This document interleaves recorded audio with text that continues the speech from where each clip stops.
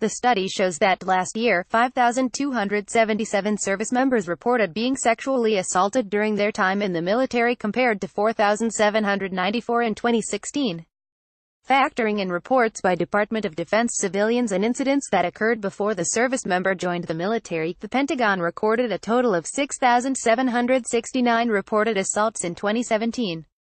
While the military continues to see the number of reported incidents steadily increase each year, they say that surveys they've carried out indicate the number of victims is reducing. Over the last decade, the department has made progress. Fewer service members experience sexual assault. More service members than ever are making the courageous decision to report their experiences and to receive restorative care, said Dr.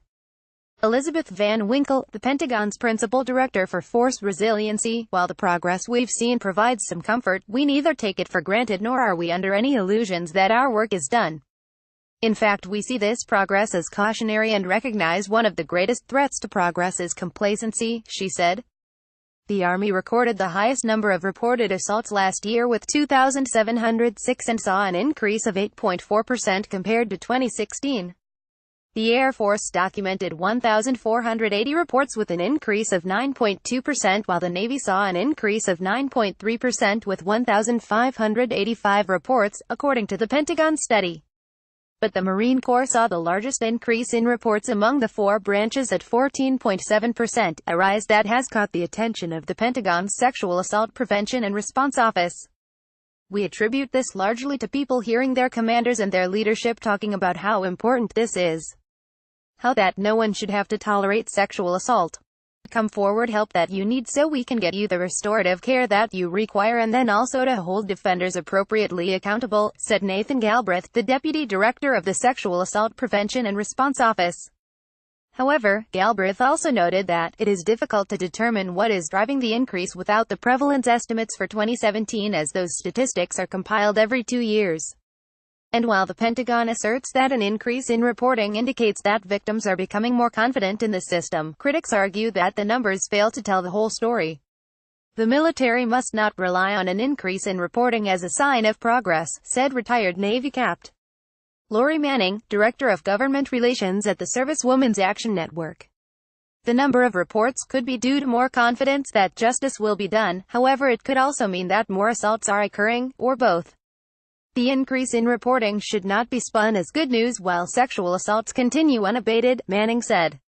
The Pentagon also noted in Monday's report that authorities had sufficient evidence to take some kind of disciplinary action against 62% of the 3,567 military subjects of sexual assault investigations that were considered.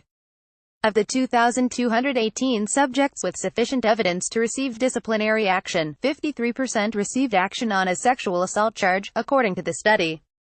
But some argue that decreasing conviction rates reveal that the military is still struggling to hold individuals accountable.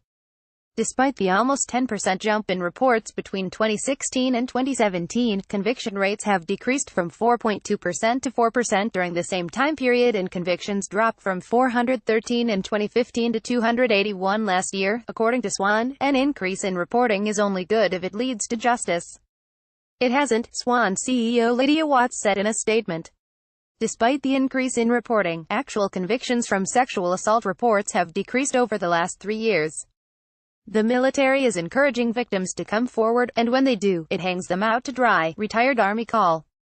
Ellen Herring, Director of Research and Programs at SWAN, added that the military is not only failing to hold perpetrators accountable, but that those service members who do report sexual assault are still highly likely to experience retaliation.